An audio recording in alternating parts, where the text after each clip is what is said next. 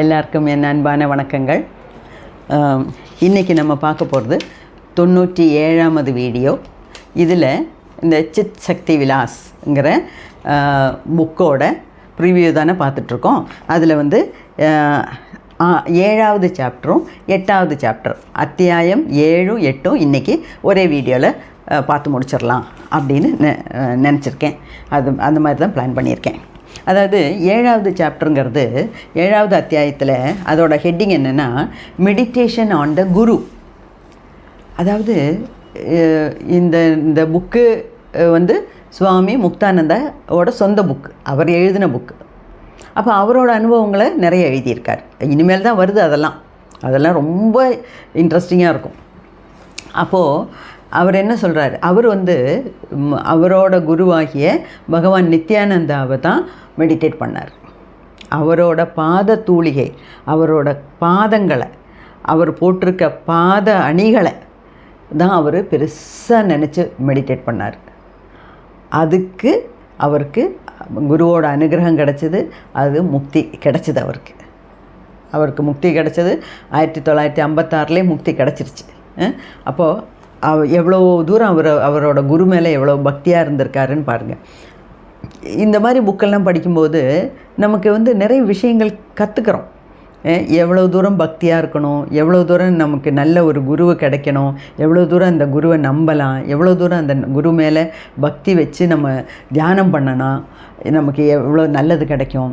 அந்த மாதிரி நிறைய விஷயங்கள் நமக்கு மற்றவங்களோட அனுபவங்களை படிக்கிறதுனால புரிஞ்சிக்க முடியுது. ஓகே, அந்த கண்ணோட்டத்தில் தான் இந்த வீடியோலாம் நீங்கள் பார்க்கணும். இப்போ நானும் எதுக்கு இவ்வளோலாம் டீட்டெயிலாக சொல்கிறேன்னா, ஒருத்தர் தியானம் பண்ணி அவரோட சொந்த அனுபவங்களை வேறு யாருமே எழுதாத அளவுக்கு கிளியராக எழுதியிருக்காருன்னா அதை நம்ம படிக்கிறதுல என்ன தப்பு? படித்து தெரிஞ்சுக்கிட்டா தானே நமக்கு அந்த மாதிரி ஏதாவது ஒரு அனுபவம் நமக்கு வந்தாலும் நம்மளால் புரிஞ்சிக்க முடியும். ஓ, இதுதான் அன்றைக்கி முக்தானந்தா சொன்னது இல்லையா, இதுதான் அன்றைக்கி வீடியோவில் நம்ம கேட்டோம். மற்றவங்களோட அனுபவங்கள்லாம் கேட்டு தெரிஞ்சுக்கிறது நல்லது. ஓகே, அப்போது இதில் என்ன சொல்கிறாருன்னா, மெடிடேஷன்னா என்ன? தியானம்னா என்ன? ஒன் பாயிண்டட் அட்டென்ஷன், வேறு ஒன்றும் கிடையாது. ஒன் பாயிண்டட் அட்டென்ஷன்னா என்ன? ஏதாவது ஒன்றே நினைக்கணும். அதாவது நீங்கள் குருவோட ஃபோட்டோ வச்சுக்கலாம், குருவோட பாத தூளிகையை வச்சு இது பண்ணலாம். ஹனுமான் என்ன பண்ணார்? ஹனுமானுக்கு ராமனோட முகத்தை பார்க்குறதுக்கே டைம் கிடையாது. ஏன்னா அவருக்கோட பாதத்திலே சரணாகதி அடைஞ்சிருக்கார். அவரோட ஹனுமானோட நெஞ்சை பழந்தா அதில் ராமனும் சீத்தையும் தான் இருக்கார். அவ்வளோ பக்தி, அவ்வளோ வினயம். அதனால தான் ராமாயணத்தில் ஹனுமானுக்கு அவ்வளோ பிரசக்தி, அவ்வளோ முக்கியத்துவம் நம்ம கொடுக்குறோம் இல்லையா? பகவான் நம்ம சுவாமி முக்தானந்தாவும் அப்படி தான். அவரோட குரு மேலே அவ்வளோ பக்தி. குருவை நினச்சி தியானித்து அவரோட மெடிடேஷனில் எல்லாம் குருவோட காட்சிகள் தான் வருமா. அதனால தான் இப்படி ஒரு சாப்டரை தனி ஒரு அத்தியாயமே எழுதியிருக்காரு. அதாவது மெடிடேஷன் ஆன் த குரு. அப்போது அவர் என்ன சொல்கிறாரு, உங்களுக்கு மனசுக்கு எது பிடிக்குதோ அதை எடுத்துக்கோங்க. அது ஒரு ரோஸ் ஃப்ளவராக இருக்கலாம், ஒரு ரோஜா பூவாக இருக்கலாம், அல்லது செம்பருத்தி பூவாக இருக்கலாம், அல்லனா ஏதோ ஒரு பூவாக இருக்கலாம், ஒரு பென்சிலாக இருக்கலாம், ஒரு மெழுகுவர்த்தியோட ஜுவாலையாக இருக்கலாம், அல்லனா விளக்கோட திரி பொருத்தி வச்சு அந்த ஜுவாலையில் நம்ம மெடிடேட் பண்ணலாம். அல்லனா சிவலிங்கத்தை, அம்பாளை, ஸ்ரீசக்கரத்தை, இல்லைன்னா முருகனோட வேலை, கணபதியை, எந்த கடவுளை வேணாலும் நீங்கள் மெடிடேட் பண்ணலாம். கடவுள் தான் ஆகணும்னு இல்லை, கடவுள் மேலே தான் மெடிடேட் பண்ணணும்னு இல்லை. ஏதோ ஒரு பொருள் இல்லைன்னா அது மந்திரமாக கூட இருக்கலாம். சில சமயம் உங்கள் குரு ஒரு மந்திரம் சொல்லி கொடுத்துருக்கலாம். அந்த மந்திரத்தையே ஜபிச்சுன்னா உரு போட்டு கண்ணை மூடி உரு போட்டு அப்படியே கூட நம்ம தியானம் பண்ணலாம். உங்களுக்கு எது மனசுக்கு அமைதி தருதோ அந்த ஒரு விஷயத்தை நீங்கள் செலக்ட் பண்ணி அது மேலே தியானிக்கணும் அப்படிங்கிறாங்க. அதில் ஒரு உதாரணம் தான் இந்த ஆனாபானசதி இல்லையா? அந்த ஆனாபானசதியில் என்ன ஆகும், நம்மளோட நார்மல் நேச்சுரல் பிரத், அதாவது அப்படியெல்லாம் இழுத்தெல்லாம் விட வேண்டாம், ஜஸ்ட்டு நம்ம பாட்டுக்கு உட்கார்ந்தா போகிறோம். ஜஸ்ட்டு இப்படி கையை கட்டி உட்காந்துட்டு இருந்தாலே போகிறோம், வேறு ஒன்றுமே பண்ண வேண்டாம்.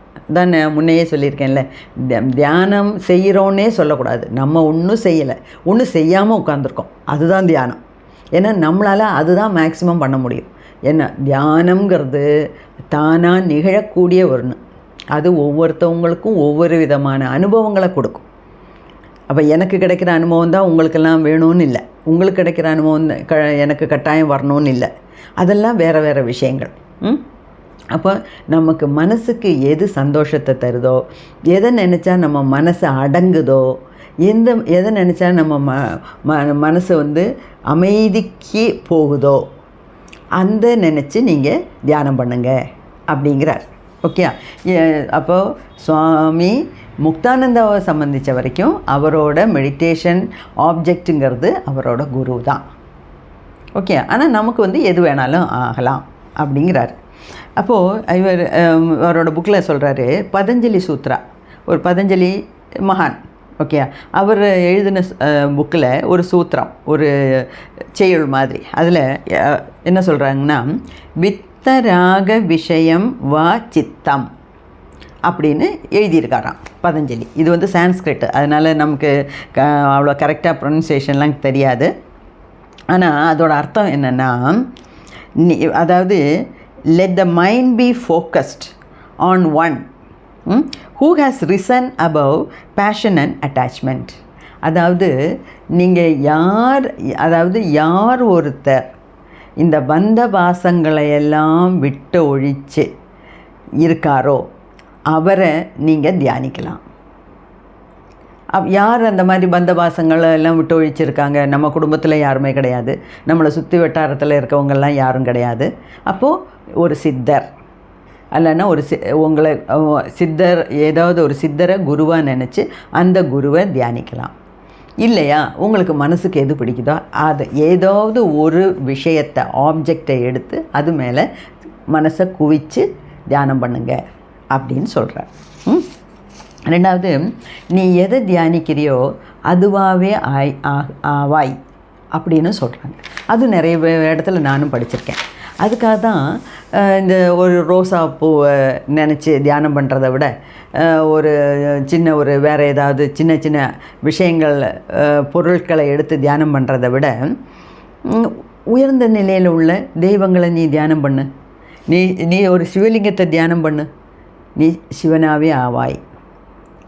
அல்லைன்னா அம்பாளை நினச்சி தியானம் பண்ணு, நீ அம்பாளாகவே ஆவாய். நான் நான் மனுஷன் தானே, நான் எப்படி சிவனாக முடியும், நான் எப்படி அம்பாளாக முடியும் அப்படிங்கிற கேள்வி உங்களுக்குள்ளே வரலாம்.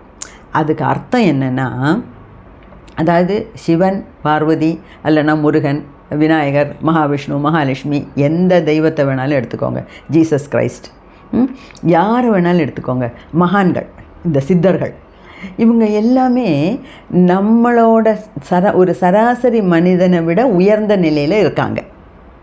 ஓகே.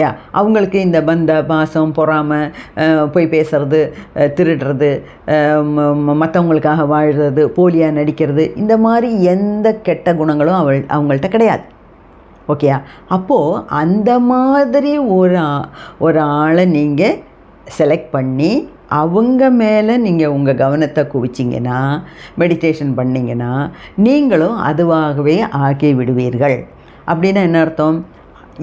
அந்த ஒரு சித்தனா, ஒரு சிவலிங்கமா, அதுக்கு உண்டான உயர்ந்த குணங்கள் நமக்கும் வரும். அவ்வளோதான். அதுதான் மனுஷனும் தெய்வமாகலாம் அப்படிங்கிறது. அப்போ மனுஷனுக்கும் தெய்வத்துக்கும் உண்டான வித்தியாசம் என்ன? நமக்கெல்லாம் சாதாரணப்பட்ட குணங்கள், மனுஷனுக்கு உண்டான குணங்களில் மாற்றி எடுத்து ஒரு இறைநிலைக்கு, அதாவது மனித நிலையிலிருந்து ஒரு இறைநிலைக்கு நம்மளை உயர்த்தணும். அவ்வளோதான். ஓகே. அதுதான். அப்போ நீ எதை நினச்சி மெடிடேட் பண்ணுறியோ, எதை நினச்சி தியானம் பண்ணுறியோ அதுவாகவே ஆகிவிடுவாய் அப்படின்னு சொல்கிறார். அது மட்டும் இல்லை, சுவாமி முக்தானந்தா என்ன சொல்கிறாரு, முன்னையே ஒரு தடவை வீடியோவில் நான் சொல்லியிருக்கேன், அவர் இங்கேயும் அதை தான் எழுதியிருக்காரு. நீங்கள்லாம் தினமுமே மெடிடேஷன் பண்ணிட்டு தான் இருக்கீங்க. அதாவது எந்த விஷயத்தில் நம்ம அன்டிவைடட் அட்டென்ஷன் வாங்க.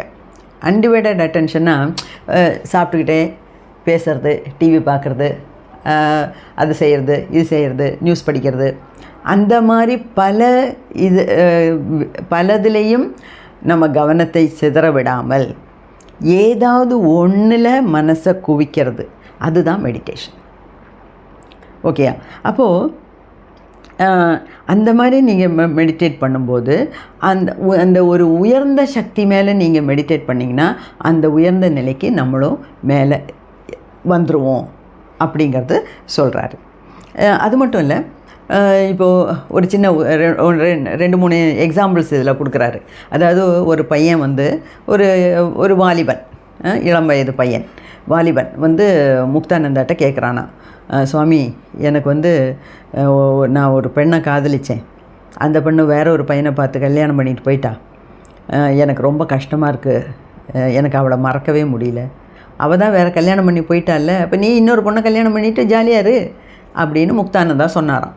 அதுக்கு அவன் என்ன சொல்கிறான், இல்லை சுவாமி என்னால் முடியவே முடியாது, இன்னொரு பெண்ணை என்னால் நினச்சி கூட பார்க்க முடியல, ஏன்னா நான் காதலித்த பெண்ணோட மனசு அந்த முகம் என் கண்ணுக்குள்ளேயே இருக்குது, நான் கண்ணை மூடினாலும் கண்ணை திறந்தாலும் அவள் முகம்தான் எனக்கு வருது அப்படின்னு சொன்னானா. அப்போ முக்தானந்தா என்ன சொல்கிறாரு, அதுதான்டா மெடிடேஷன். நீ கண்ணை மூடினாலும் கண்ணை திறந்தாலும் ஒரே விஷயம் திருப்பி திருப்பி உனக்கு வந்ததுன்னா தட் மீன்ஸ் அந்த பையன் அந்த பொண்ணோட முகத்தோட அழகில் இல்லைன்னா அந்த முகத்தில் அந்த பொண்ணில் அவனோட மனசை பறி கொடுத்துட்டான். அப்போ மெடிடேஷனுங்கிறதும் அப்படி தான் இருக்கணும் அப்படிங்கிறார். அது மட்டும் இல்லை, நிறைய பேர் இவரோட ஆசிரமத்துக்கு வராங்க, இவரோட ஆசிரமத்துக்கு வராங்க, இவரோட குருஜி நித்யானந்த ஆசிரமத்துக்கு வராங்க, எல்லாம் ஒரே ஆசிரமம், எல்லாம் பக்கத்தில் தானே, நிறைய பேர் தினமும் வர்றாங்க அவங்கள பார்க்குறதுக்கு. எதுக்கு எல்லோரும் வராங்கன்னா, எனக்கு மனசு நிம்மதி இல்லை, எனக்கு தூக்கம் இல்லை, எனக்கு சந்தோஷம் இல்லை, எனக்கு ஒரு வழி சொல்லுங்கள், எனக்கு மெடிடேஷன் பண்ணணும்னு ஆசையாக இருக்குது, மெடிடேஷன் பண்ண முடியல அப்படின்னெல்லாம் வந்து எல்லோரும் கேட்குறாங்க, வழி கேட்குறாங்க. அப்போது கண்ணை மூடுனா எனக்கு ஆஃபீஸ் வேலை தான் ஞாபகம் வருது, என் பசங்க ஞாபகம் வருது, அந்த மாதிரி பல பல பல பிரச்சனைகளோடு தான் அவங்களாம் வராங்க. அப்போ முக்தானந்தா என்ன சொல்கிறாரு, நீ உனக்கு கண்ணை மூடும்போது ஆஃபீஸ் காட்சிகள் தான் வந்ததுன்னா நீ ஆஃபீஸை நினச்சி மெடிடேட் பண்ணுறேன்னு அர்த்தம். அதாவது அந்த அந்த ஆஃபீஸ் விஷயம் உன் மனசில் அவ்வளோ தூரம் ஆழமாக பதிஞ்சிருக்குன்னு அர்த்தம் அப்படின்னு சொல்கிறார். அப்போது அவர் என்ன சொல்கிறாருன்னா, நம்மளும் டெய்லி லைஃப்பில் நிறைய இடத்துல மெடிடேஷன் பண்ணுறோம். அதாவது அன்டிவைடட் அட்டென்ஷன், ஒன்லேயே குறியாக இருந்து நம்ம பண்ணுறோம், ஏன்னா அதுதான் மெடிடேஷன். ஆனால் போக போக போக சாதாரண நிலைமையிலேருந்து நம்ம ஸ்பிரிச்சுவல் ஆன்மீகத்தில் வரும்போது நம்ம டெய்லி லைஃப்பில் வேர்ல்ட்லி லைஃப்பில் வேண்டியதை மட்டும் செய்யாமல் தனியாக உட்காந்து தியானம் பண்ணுறதுக்கு உண்டான வழிமுறைகளை ஏற்கனவே நம்ம வீடியோவிலலாம் சொல்லியிருக்கேன். அந்த மாதிரி நம்ம பார்த்து பண்ணணும் அப்படின்னு சொல்கிறாரு. ஓகே. ரெண்டாவது என்ன சொல்கிறாரு, உங்களுக்கு உங்கள் குரு மேலே நம்பிக்கை இருந்தால் குருவையே நீங்கள் நினைங்க, குருவை நினச்சே நீங்கள் மெடிடேஷன் பண்ணுங்கள். இல்லைனா குரு சில சமயம் மந்திரம் ஏதாவது சொல்லி கொடுத்துருப்பார், அந்த மந்திரத்தையே நீங்கள் போடுங்க. அந்த மந்திரத்தையே உபயோகித்து அந்த சொல்லி சொல்லி சொல்லி திருப்பி திருப்பி திருப்பி போடும்போது அந்த மந்திரமாகவே ஆயிடுவீங்க. அந்த மந்திரம் உங்கள் உடம்புல போய் நிறைய வேலை செய்யும், நல்ல விதத்தில் உங்கள் உடம்பில் இருக்க வியாதிகளை எல்லாம் போக்கும், உங்களுக்கு மனசில் சந்தோஷம் கொடுக்கும், மனசில் கிளாரிட்டி கிடைக்கும். கிளாரிட்டினா என்ன, இந்த டவுட்டே இல்லாத ஒரு இது, கிளியராக எல்லாம் புரிகிற மாதிரி, அந்த மாதிரியெல்லாம் நிறைய விஷயங்கள் உங்களுக்குள்ளே நடக்கும். அதனால் தயவு செஞ்சு எல்லோரும் மெடிடேட் பண்ணுங்கள் அப்படின்னு தான் அவர் சொல்கிறாரு. அதே மாதிரி தான் அவர் என்ன சொல்கிறாரு, I keep getting visions of my guru. அவருக்கு வந்து கண்ணை மூடுனா அவருக்கு வந்து குருவோட விஷன்ஸ் தான் வரும். ஏன்னா அவர் குரு மேலே அவ்வளோ பக்தி, இப்போ குரு மேலே அவ்வளோ மரியாதை பக்தி அவ்வளோலாம் இருக்குன்றதுனால தான் அவர் குருவையே நினச்சி அவர் தியானம் பண்ணுறார். ஓகேயா? அந்த மாதிரி சொல்கிறாரு. ரெண்டாவது இன்னொன்று ஆனாபானசதியில் என்ன நான் இதையும் ஏற்கனவே சொல்லியிருக்கேன். முன்னையெல்லாம் என்ன பண்ணிகிட்டு இருந்தாங்கன்னா, ஒரு விளக்கை ஒரு மெழுகுவர்த்தி இல்லைன்னா ஒரு விளக்கை ஏற்றி அதோட ஜுவாலையை பார்த்துக்கிட்டே இருங்க அப்படின்னாங்க. மந்திரத்தை சொல்லி அந்த மந்திரத்தை ஜபிச்சுக்கிட்டே இருங்க. இல்லைன்னா ஒரு சிவலிங்கத்தை முன்னாடி வைங்க, இல்லைன்னா ஒரு சிவனோட ஃபோட்டோ, இல்லைன்னா உங்கள் இஷ்ட தெய்வத்தோட ஃபோட்டோ வச்சு அதை மெடிடேட் பண்ணுங்கள் அப்படிங்கிறாங்க. இது எல்லாமே வேறு விதமாக தியானம் பண்ணுற வழிகள் தான், எல்லாமே சரிதான். இப்போ ஆனாபானசதிங்கும்போது என்ன, ஒரு 2500 வருஷமாக தான் புத்தர் போதனை பண்ண இந்த ஆனாபானசதியை நம்ம ஃபாலோ பண்ணிகிட்ருக்கோம். இப்போது புத்தருக்கு அவ்வளோ உடம்பு சரியில்லாமல் எந்திரிக்க முடியாமல் படுத்துட்ருக்கும்போது அவருக்கு ஆக மொத்தம் கவனித்ததெல்லாம் அவரோட மூச்சு சுவாசம்தான். அந்த சுவாசம், ஏன்னா அவ்வளோ தூரம் உடம்பு ரொம்ப நலிஞ்சு போய் கிடக்கு, ஒன்றுமே சாப்பிடாமல். அப்படி இந்த நிறைய கதைகள்லாம் சொல்கிறாங்க இல்லையா, ஒரு நதி கடந்து போகிறதுக்காக நதி ஒரு கரையில் இருக்கும்போது அவரால் நிற்கக்கூட முடியல, அப்படியே சுருண்டு விழறாரு. அவரோட கஷ்டத்தை பார்த்துட்டு தான் அந்த பக்கத்தில் இருக்க ஒரு பெண்மணி ஏதோ ஒரு பாயசம் கொண்டு வந்து கொடுத்தாங்க. அந்த பாயசத்தை குடித்ததுக்கப்புறம் தான் அவருக்கு கண்ணே திறக்க முடிஞ்சது. ஏன்னா அவ்வளோ சாப்பிடாம எலும்பு தோலுமாக இருந்திருக்கார். அப்படி அந்த மயக்க நிலையில் படுக்கும்போது அவருக்கு ஆக மொத்தம் பார்க்க முடிஞ்சது அவரோட சுவாசம்தான். அந்த மூச்சு, உள்காற்று உள்மூச்சு வெளிமூச்சு போகிறது தான் பார்க்க முடியுது. அந்த மாதிரி அதனால தான் ஆனாபானசதிக்கு மூச்சை நினச்சி தியானம் பண்ணுங்க அப்படிங்கிறாங்க. இதில் எல்லாம் ஒன்று நம்ம ஞாபகம் வச்சுக்கணும்.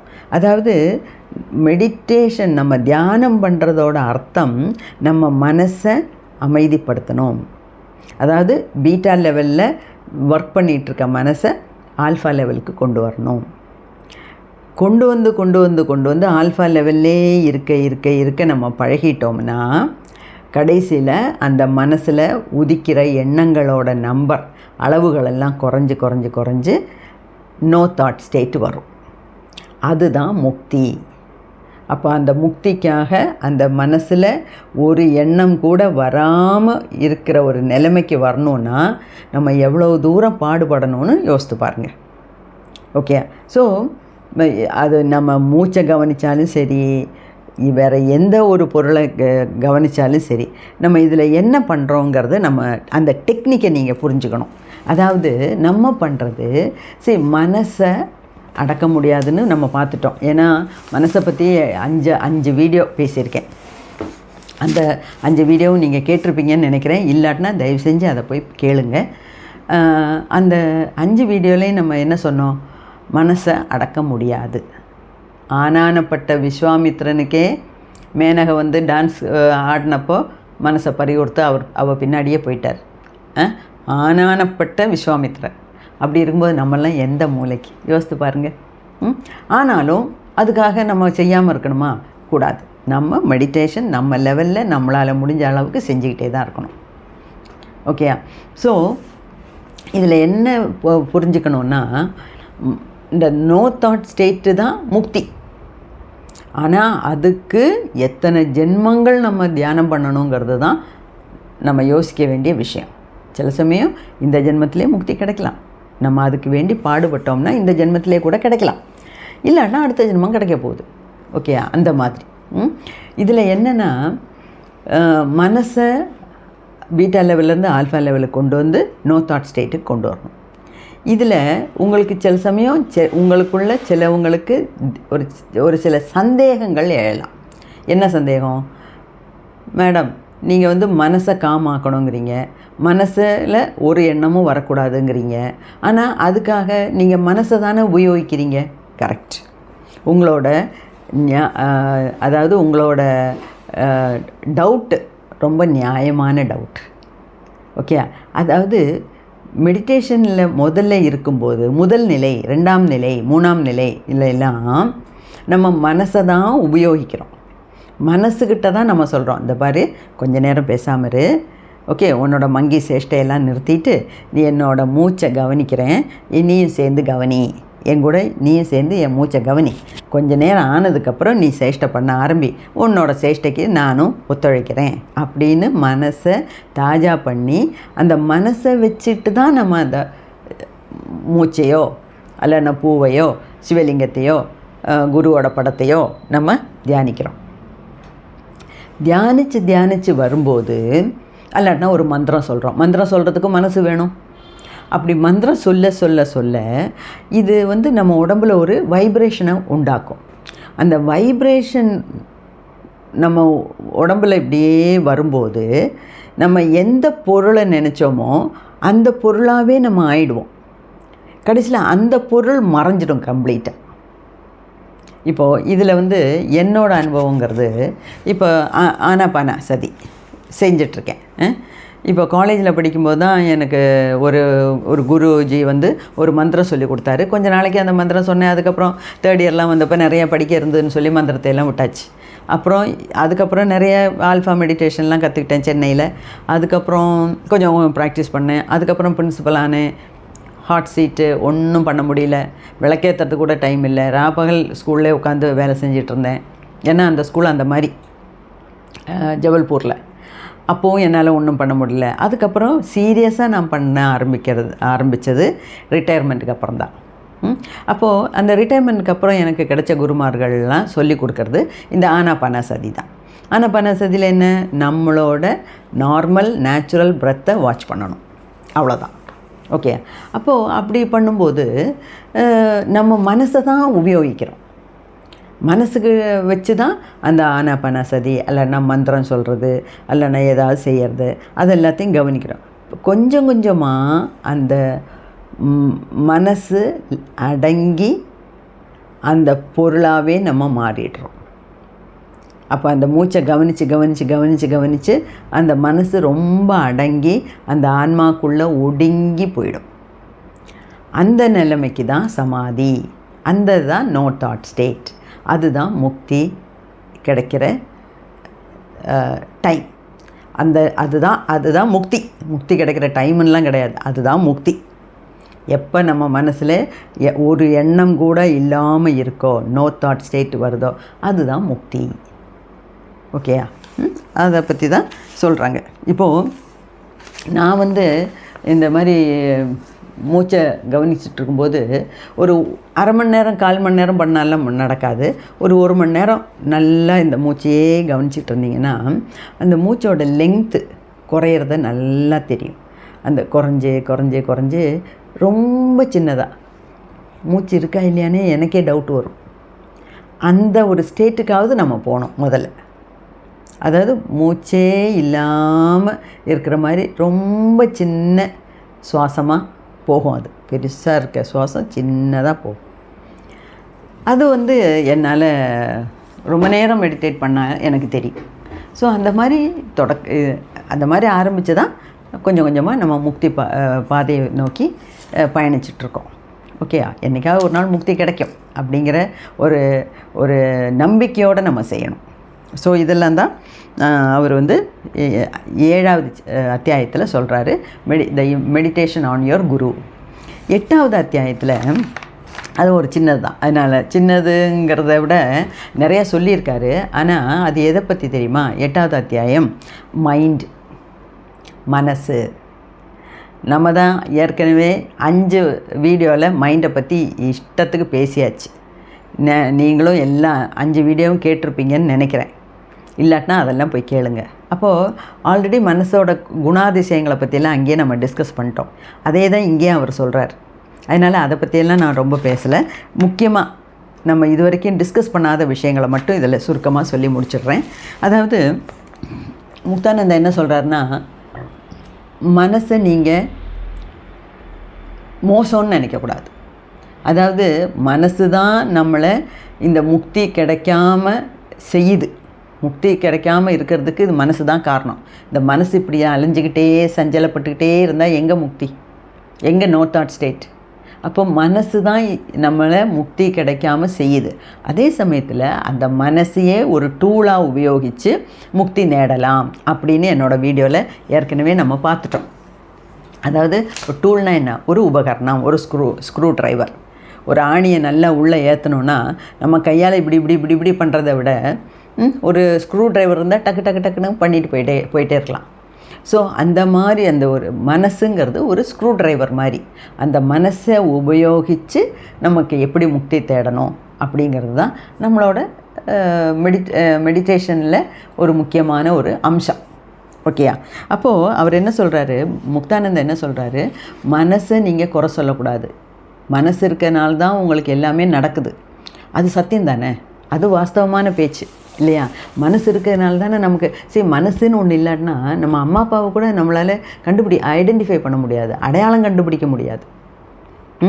இப்போ மனசு ஒர்க் பண்ணாத ஆளுங்களை என்ன சொல்லுவோம், கோமாவில் போயிட்டாரு, கோமாவில் கிடக்கிறாரு அப்படிம்போம். கோமாவில் கிடக்கிறாருன்னா என்ன, ஹார்ட்டு ஃபங்க்ஷன் ஆகும், மூச்சு விடும், ஆனால் புத்தி வேலை செய்யாது. அந்த மாதிரியும் முக்தானந்தர் நிறைய பேரை பற்றி சொல்கிறாரு. அதாவது பெரிய பெரிய ஆளுங்க, அதாவது இந்தியாவிலேயும் வெளிநாட்டிலையும் பிஸ்னஸ் பண்ணுற லட்சாதிபதிகள், தொழில் அதிபர்கள் எல்லாரையுமே இவர் பார்த்துருக்காரு. ஏன்னா நிறைய பேர் இவரை தேடி வர்றாங்கல்ல, எனக்கு காசு பணம் கொட்டி கிடக்கு, ஆனால் எனக்கு மன நிம்மதி இல்லை, சந்தோஷம் இல்லை, தூக்கம் இல்லை, நைட்டில் என்னால் தூங்கவே முடியல அப்படின்னு எல்லாம் முக்தானந்தாட்ட கேட்குறாங்க. அப்போது அவர் என்ன சொல்கிறாரு, அதனால் உங்களுக்கு முக்தி கிடைக்கணுன்னா மனசு அவசியம். அதனால் மனசை நீங்கள் ஒரு இடையூறாக கவனிக்கக்கூடாது, இடையூறாக நினைக்கக்கூடாது. அதை எப்படி யூஸ் பண்ணி நமக்கு முக்தி நேடலாம் அப்படிங்கிற வழியை தான் நீங்கள் தெரிஞ்சுக்கணுமே தவிர அதை தப்பாக எடை போடக்கூடாது. மனசை ஒரு இடையூறாக நீங்கள் பார்க்கக்கூடாது அப்படின்னு சொல்கிறார். அதே மாதிரி அவர் என்ன சொல்கிறாரு, ஒன்று நீங்கள் உங்களோட சித் சக்தியை மெடிடேட் பண்ணுங்கள். அதாவது குண்டலினியை நினச்சி மெடிடேட் பண்ணுங்கள். உங்களுக்கு இம்மையிலையும் மறுமையிலையும் உண்டான சந்தோஷத்தை, எல்லா சுக சௌபாகியங்களையும் அவள் கொடுப்பாள் அப்படின்னு சொல்கிறார். அது மட்டும் இல்லை, அவர் ஒரு பையனோட கதை சொல்கிறார். ஒரு அம்மா அப்பா அவங்களோட பையன் 3 பேருமா அடிக்கடி அந்த ஆசிரமத்துக்கு வருவாங்க. யார், டாக்டர் நம்ம சுவாமி முக்தானந்தாவை பார்க்குறதுக்கு. அப்போது அந்த அம்மா அப்பாவுக்கு தியானத்தில் இன்ட்ரெஸ்ட் இருக்குது, பண்ணுவாங்க. அம்மா அப்பாவுக்கு இன்ட்ரெஸ்ட் இருக்கிறதுனால பையனுக்கும் அதில் இன்ட்ரெஸ்ட்டு. அப்போ பையனும் உட்காந்து மெடிடேட் பண்ணுவான். அப்போ பையன் சின்ன வயசாக இருக்கனாலே என்னவோ ரொம்ப ஃபாஸ்ட்டாக முன்னேறிட்டு வந்தான். அவனுக்கு அவனோட குரு ஒரு மந்திரம் சொல்லி கொடுத்துருக்காரு. அதாவது ஒரு தேவதையோட மந்திரம். எல்லா மந்திரமும் ஒரு தேவதையை வச்சு தான் மந்திரம் உருவாக்குறாங்க. இப்போ வாராகி அம்மனுக்கு, இப்போ என்னோடய குருவெல்லாம் எனக்கு வாராகி அம்மனோட சக்தி கிடைக்கிறதுக்காக 2 மந்திரங்கள் சொல்லி கொடுத்துருக்காரு. ஒன்று பகலில் வாராகியை பார்க்கணுன்னா எப்படி, இன்னொன்று கனவில் வாராகியை பார்க்குறதுனா எப்படி அப்படின்னு சொல்லி 2 விதமான மந்திரங்கள் சொல்லி கொடுத்துருக்காரு. அதில் ஒன்று நான் பகலில் பார்க்குறதுக்காக தான் நான் ஒரு மந்திரத்தை 48 நாள் போட்டேன். அதுக்கப்புறம் நான் அதை ரொம்ப தீவிரமாக அதை நான் ப்ராக்டிஸ் பண்ணலை. ஏன்னா எனக்கு சின்னதுலேருந்தே இருந்தது சிவன், பார்வதி, அம்மையப்பன் கைலாசத்தில் இருக்காங்க. அப்போ நம்மளும் முக்தின்னு தேடி போனோம்னா நம்ம உயிர் நேராக கைலாசத்தில் போய் சிவன் பார்வதியோட சேர்ந்துடணும், ஐக்கியமாகிடணும் அப்படிங்கிற ஒரு கான்செப்ட்டு சின்னதுலேருந்தே என் மனசுக்குள்ளே ஏறிடுச்சு. அப்போது அதனால் அதை நினச்சி தான் நான் இப்படியே பயணம் பண்ணிகிட்ருக்கேன். ஆனால் இப்போ சில மந்திரங்கள், இப்போ காயத்ரி மந்திரம் எடுத்திங்கன்னா, காயத்ரி தேவி, காயத்ரியோட அம்பாள் 5 தலை உள்ள காயத்ரி தேவியை நினச்சி நீங்கள் மெடிடேட் பண்ணலாம். முருகனை நினைக்கலாம், வேலை நினைக்கலாம், உங்களுக்கு எது மனசுக்கு பிடிக்குதோ அதை நினச்சி மெடிடேட் பண்ணலாம். ஓகே. அப்படி இந்த பையனுக்கு அவனோட குரு சொல்லி கொடுத்த மந்திரத்தையுமே ரொம்ப ஊறு போட்டு மெடிடேஷன் பண்ணனால இவனுக்கு அந்த மந்திரத்துக்கு உண்டான தேவதை மெடிடேஷனில் இவங்கிட்ட பேசுமா. அதாவது இவனுக்கு மெடிடேஷனில் அவ்வளோ தூரம் இம்ப்ரூவ்மெண்ட் ஆனதுனால ஃப்யூச்சரில் நடக்க போகிறது, அதாவது இனிமேல் நிகழ்காலம் இல்லை, கடந்த காலம் இல்லை, வருங்காலத்தில் ஃப்யூச்சரில் நடக்க போகிறதெல்லாம் அவனுக்கு முன்கூட்டியே தெரியும். அப்படி இவனுக்கு எக்ஸாம் டைம், எக்ஸாமுக்காக படிச்சிட்ருக்கான். அப்போது அவனோட அந்த டெய்ட்டி மெடிடேஷனில் அவங்ககிட்ட சொல்லித்தான், உன்னால் இந்த இடம் பரீட்சை எழுத முடியாது, உனக்கு ஒரு கார் ஆக்சிடெண்ட் ஆகிடும், உனது வலது கையில் காயம் அடிபடும், அதனால் உனக்கு இந்த தடவை எக்ஸாம் எழுத முடியாது அப்படின்னு சொல்லிட்டு போயிடுச்சான். இந்த பையன் இதை அவங்க அம்மா அப்பாட்ட சொல்லியிருக்காங்க. அவங்க அம்மா அப்பா திட்டியிருக்காங்க இவனை, போடா நீ பரீட்சை எழுதாமல் இருக்கிறதுக்காக, படிக்காமல் இருக்கிறதுக்காக சால்ஜாப்பு பண்ணுற அப்படின்னு சொல்லிட்டாங்களாம். ஆனால் ஆக்சுவலாக எக்ஸாமுக்கு 3 நாளைக்கு முன்னாடி அவனுக்கு ஒரு ஆக்சிடெண்ட் ஆச்சான். கார் ஆக்சிடெண்ட் ஆகி வலது கையில் பலமான அடி. அவனால் எக்ஸாம் எழுத முடியல. இப்போது அப்படின்னு சுவாமி முக்தானந்தா அவரோட சொந்த புக்கில் எழுதியிருக்காருன்னா அது உண்மையாக இருக்கணும். அது நான் பரிபூர்ணமாக அதை நம்புகிறேன். ஏன்னா நிறைய விஷயங்கள் என்னோடய வாழ்க்கையிலே இந்த மாதிரி நடந்துக்கிட்டு இருக்குது. ஒன்று வர்றதுக்கு முன்னாடியே இது உனக்கு கிடைக்கும் அப்படின்னு என் உள் மனசு, அதாவது இன்னர் வாய்ஸ், நம்ம மனசாட்சி சொல்லும், இன்றைக்கி உனக்கு இது கிடைக்கும், இல்லைன்னா நீ தேடுறியே அது இன்றைக்கி நடக்க போகிறதில்ல அப்படின்னு பாதி வேலை செஞ்சிட்ருக்கும்போதே எனக்கு தோணும். அப்போது இதை பற்றி சுவாமி விவேகானந்தர் கூட சொல்லியிருக்காரு. அதாவது நமக்கு ஃப்யூச்சரில் நடக்க போகிறது நம்ம இயற்கை, அதாவது பிரகிருதி, இயற்கை, இல்லைன்னா இந்த பிரபஞ்சம் நம்மள்கிட்ட சொல்கிறதுக்கு பார்க்குது, நிறைய விதத்தில் சொல்லுது. ஆனால் அதை புரிஞ்சுக்கிற சக்தி நமக்கு இல்லை. நான் ஒரு இன்னர் வாய்ஸ்ன்னு ஒரு வீடியோவே போட்டிருக்கேன். அந்த இன்னர் வாய்ஸ்னால் நம்ம உள்குரல், ஒரு குரல் கேட்கும். அந்த உள்ளே இருக்க ஒரு சத்தம், ஒரு குரல் நம்மள்கிட்ட பேசிகிட்டே இருக்குது. ஆனால் நம்ம அந்த குரலை காது கொடுத்து கேட்கணும். செவிமடுத்து கேட்டால் தான் அது திருப்பி ஆக்டிவ் ஆகும். இல்லாட்டினா அது தூங்க போயிடும். அந்த மாதிரி எனக்கெல்லாம் நிறைய விஷயங்கள் வந்திருக்குங்க. ரீசெண்டாக போன வாரம் எனக்கு ஒரு சிவலிங்க பூஜை பண்ணணுன்னு ஆசை. அப்படி ஒரு சிவலிங்கம் வாங்கணுன்னு ரொம்ப நாளாக நினச்சேன். முடியல. இடையில ஜப்பான்லாம் போயிட்டு வந்ததுனால எனக்கு அங்கெல்லாம் போனால் கரெக்டாக செய்ய முடியுமான்லாம் தோணலை. அதனால் வேண்டாம். அப்போ வந்த அடுத்த நாள் எனக்கு பண்ணணுன்னு ஆசை. சரின்னு போய் ஒரு சிவலிங்கம் வாங்கிறதுக்காக இங்கே ஒரு சிவன் கோயில் இருக்குது, அது பக்கத்தில் ஒரு கடை இருக்குது. அந்த கடையில் நான் பட்டு நூல்லாம் வாங்கியிருக்கேன். சிவலிங்கம்லாம் இருக்கிறத பார்த்துருக்கேன். நிறைய ருத்ராட்சம்லாம் விற்பாங்க. நேபாளில் எல்லாம் போய் அவங்க ஹஸ்பண்ட் போய் ருத்ராட்சம் மாலை வாங்கிட்டு வருவாங்க. அந்த அம்மா தான் கடையில் கல்லால் உட்காந்துருப்பாங்க. அந்த மாதிரி அப்போது எனக்கு சிவலிங்கம் வாங்கணுன்னு உடனே கரெக்டாக அந்த கடை தான் ஞாபகம் வந்தது. சரின்னு அந்த கோயிலுக்கு போய் சாயங்காலமாக குளிச்சுட்டு கோயிலுக்கு போய் வலம் வந்துட்டு இருக்கும்போதே என் மனசு சொல்லிச்சு, உனக்கு இந்த கடையில் இங்கே சிவலிங்கம் கிடைக்காது அப்படின்னு தோணுச்சு. என்னடா இது, ஆசாசியாக வந்திருக்கோம். சிவலிங்கம் இன்றைக்கி தொடங்கணும். ஏன்னா 48 நாள் அந்த பூஜையை பண்ணிவிட்டு திருவண்ணாமலையில் கொண்டு போய் அதை கொடுக்கணும், ஒரு இடத்துல கொடுக்கணும். அங்கே நமக்கு அகஸ்தியர் பூஜித்த ஒரு சிவலிங்கம் நமக்கு கொடுப்பாங்க.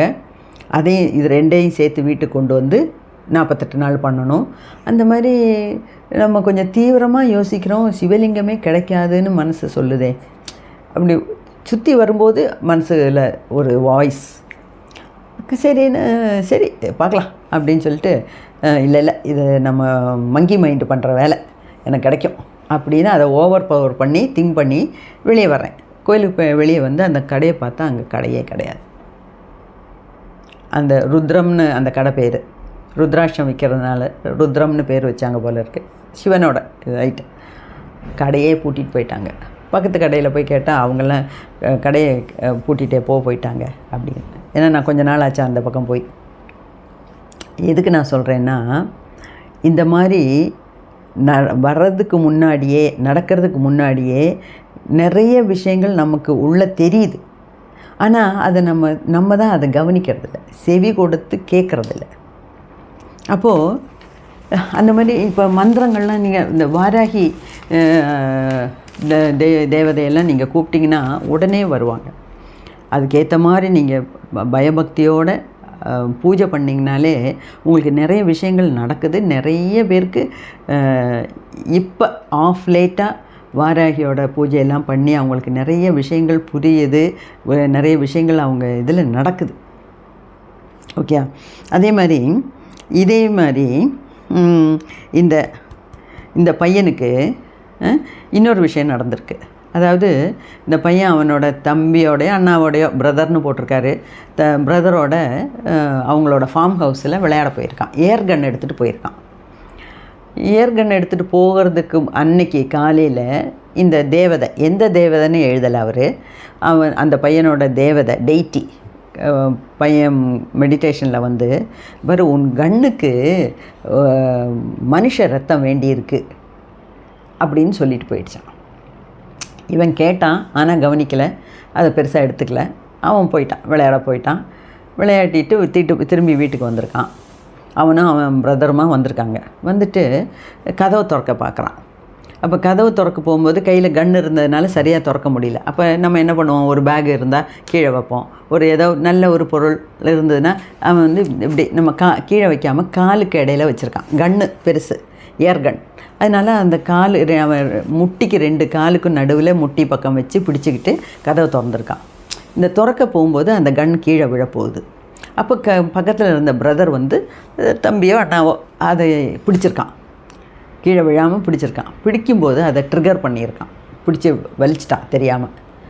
அது குண்டு அவன் நெத்தி இந்த பையனோட நெஞ்சுக்குள்ளே தொலைச்சி அவனோட லங்ஸு அஃபெக்ட் ஆகிருக்கு. ஆனால் அவன் மெடிடேஷன் பண்ணுறதுனால அவன் பயங்கரமாக அதனால் ஆடி போகல. ஆனால் கூட அவனை உடனே ஹாஸ்பிட்டலுக்கு கொண்டு போய் ஆப்ரேஷன்லாம் பண்ணி ஆப்ரேஷன் இதில் போஸ்ட் ஆப்ரேட்டிவ் வார்டில் படுக்க வச்சுருக்காங்க. அப்போது அதைத்தான் அந்த டெய்ட்டி வந்து காலையிலே வந்து சொல்லியிருக்கு, உன்னோட கண்ணுக்கு மனுஷ ரத்தம் வேண்டியிருக்கு அப்படின்னு. அதாவது ஒரு பெரிய ஆக்சிடெண்ட் வரப்போகுது, நீ கவனமாக இரு அப்படின்னு வார்ன் பண்ணியிருக்கு. இவன் அதை கவனிக்கலை.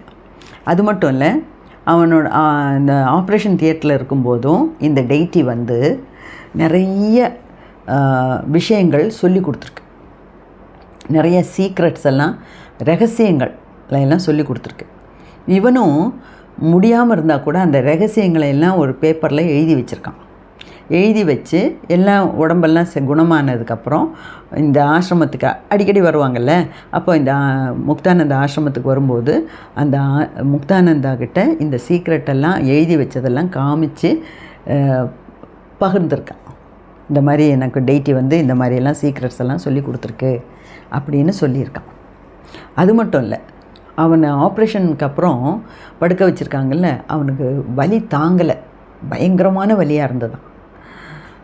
அப்போது ஒரு மகான் அவன் பக்கத்தில் வந்து இந்த மகான் கையால் அப்படியே நெஞ்சை அப்படியே தடவி விட்டுட்டு போயிட்டார். எப்போ அந்த மகான் வந்து தடவுனாரோ அதோடு கூடி அவனுக்கு அந்த வலியே மறைஞ்சிடுச்சான். அப்போது இதெல்லாம் எதுக்கு ஒருத்தர் வந்து மெனக்கெட்டு அவரோட புக்கில் எழுதியிருக்காருன்னா, இதெல்லாம் உண்மை சம்பவங்கள். அப்போ இந்த மாதிரி உண்மை சம்பவங்களை நம்ம எதுக்கு படிக்கிறோம், நம்ம எதுக்கு வீடியோலாம் போட்டு பேசுகிறோம் அப்படின்னா, நம்மளும் மெடிடேஷன் பண்ணோம்னா நமக்கும் உயர்ந்த சக்திகள்கிட்டருந்து நிறைய டைரக்ஷன்ஸ் கிடைக்கும். டைரக்ஷன்ஸ்னால் இது நல்லது நடக்க போகுது, இது கெட்டது நடக்க போகுது அப்படின்னு. என்னோடய குரு ஒரு விஷயம் சொன்னார். ஒரு கிளாஸில் ஒரு ஹஸ்பண்டு ஒய்ஃபும் ஒரு குழந்தை, அவங்க 3 பேரும் காலையில் 10 மணி வாக்கில் ஏதோ ஒரு ஊருக்கு போகிறதுக்காக கிளம்பியிருக்காங்க. 12 வரைக்கும் பஸ் ஸ்டாண்டில் நின்றுருக்காங்க, பஸ்ஸே வரல. அப்போ என்ன நினச்சிட்டாங்க, சரி வா வீட்டுக்கு போய் சாப்பிட்டுட்டு திரும்பி வரலான்னு. அப்படி 3 பேரும் போனாங்க, சாப்பிட்டுட்டு கிளம்புறாங்க திருப்பி. அப்போது அந்த அம்மா வந்து படியில் தடுக்கி விழுந்துடுறாங்க. அதே மாதிரி அந்த பொண்ணும் எங்கேயோ அடிபட்டு காயமாயிடுச்சு. அப்புறம் காயத்துக்கெல்லாம் மருந்து போட்டு திருப்பி கிளம்பி பஸ்ஸுக்கு போய் பஸ் வந்து ஏறி பிரயாணம் ஆரம்பிச்சிட்டாங்க. பாதி தூரம் போனோன்னே அந்த பஸ்ஸு ஆக்சிடெண்ட் ஆகிடுச்சு. அந்த ஆக்சிடெண்ட்டில் அந்த அம்மாவும் அந்த பொண்ணும் ஆன் த ஸ்பாட் இறந்துட்டாங்க. அப்போ யோசித்து பாருங்கள், அதை தான் அந்த அம்மா தடுக்கி விழுந்தாங்க. அந்த பொண்ணுக்கு ஏதோ வீட்டிலேயே ஒரு சின்ன தடங்கல் ஏற்பட்டிருக்கு. நம்ம அதை கவனிக்காமல் போனதுனால அந்த மாதிரி ஆகிப்போச்சு. இதில் வந்து இது விதி, அதனால விதியை மதியால் வெல்லலாமா அப்படின்லாம் நம்ம கேட்குறோம், நிறைய பட்டிமன்றங்கள்லாம் பேசுகிறோம். அதெல்லாம் இருக்கட்டும். நான் என்ன சொல்ல வரேன்னா, நம்ம வந்து மெடிடேட் பண்ணோம்னா நம்ம மனசு வந்து அலர்ட் ஆகும். மனசு அலர்ட் ஆகும்போது இந்த மாதிரி விஷயங்கள்லாம் நமக்கு இன்னும் கொஞ்சம் கிளாரிட்டியோட புரியும். சுவாமி விவேகானந்தரே சொல்லியிருக்கார், எவ்வளவோ விஷயங்கள் முன்கூட்டியே நம்ம இயற்கை நமக்கு சொல்ல பார்க்குது, ஆனால் நம்ம தான் அது கவனிக்கிறதில்ல அப்படின்னு. ஸோ இதெல்லாம் உண்மை. ஆனால் இந்த மாதிரியெல்லாம் நடக்கணும். இதெல்லாம் நடக்கும்போது நமக்கு கிளாரிட்டி வேணும்னா மெடிடேஷன் பண்ணணும். மெடிடேஷன் பண்ணுறவங்களுக்கு தான் இதெல்லாம் புரிஞ்சிக்க முடியும். அதனால தான் நம்மளும் இந்த மாதிரி பெரிய பெரிய ஆளுங்களோட மகான்களோட புக்கெல்லாம் படிக்கிறோம். இந்த மாதிரியெல்லாம் வீடியோ கேட்கும்போது, படிக்கும்போது, மற்றவங்க சொல்கிறத கேட்கும்போது நமக்கும் ஒரு ஒரு தூண்டுதல் வருது இல்லையா? இப்போ இந்த என்னோடய வீடியோஸ் எல்லாம் கேட்குறவங்கெல்லாம் எல்லோரும் மெடிடேட் பண்ணணும். எல்லோரும் முக்தி தேடி அந்த பாதையில் பயணிச்சிட்ருக்கோம். ஒரே ஒரு ரிக்வெஸ்ட் என்னென்னா, நம்மளை மாதிரி லைக் மைண்டட் உள்ளவங்க, அதாவது ஆன்மீகத்தில் இன்ட்ரெஸ்ட் உள்ளவங்களுக்கு என்னோடய வீடியோவை பற்றி சொல்லுங்கள். இதை பற்றியெல்லாம் டிஸ்கஸ் பண்ணுங்கள். அவங்களும் எல்லோரும் நல்லா வரட்டும், அதுதான் என்னோடய ஆசை. அதுக்காக தான் நான் இவ்வளோ தூரம் டைம் ஸ்பெண்ட் பண்ணி இந்த மாதிரி வீடியோலாம் போடுறேன். அப்போது நிறைய பேருக்கு இதெல்லாம் நீங்கள் இந்த மாதிரி இன்ஃபர்மேஷன்லாம் பாஸ் பண்ணணும். இந்த வீடியோவோட லிங்கெல்லாம் கொடுங்க, அவங்கெல்லாம் போட்டு கேட்கட்டும். மனசை பற்றி 5 வீடியோ, தியானத்தை பற்றி 6 வீடியோ, அந்த கர்மாவை பற்றி 21 வீடியோ, அந்த மாதிரி நிறைய வீடியோஸ் எல்லாம் போட்டிருக்கேன். அதெல்லாம் கேட்க கேட்க நமக்கு நிறைய விஷயங்கள் புரியும். ஓகேயா? ஸோ எல்லோரும் நல்லா இருக்கட்டும். எல்லாத்துக்கும் இந்த ஜென்மத்திலேயே பிறவா நிலை அடையட்டும், முக்தி கிடைக்கட்டும்ங்கிற பிரார்த்தனையோடு இந்த வீடியோவை முடிச்சுக்கிறேன். வாழ்க வளமுடன். நன்றி.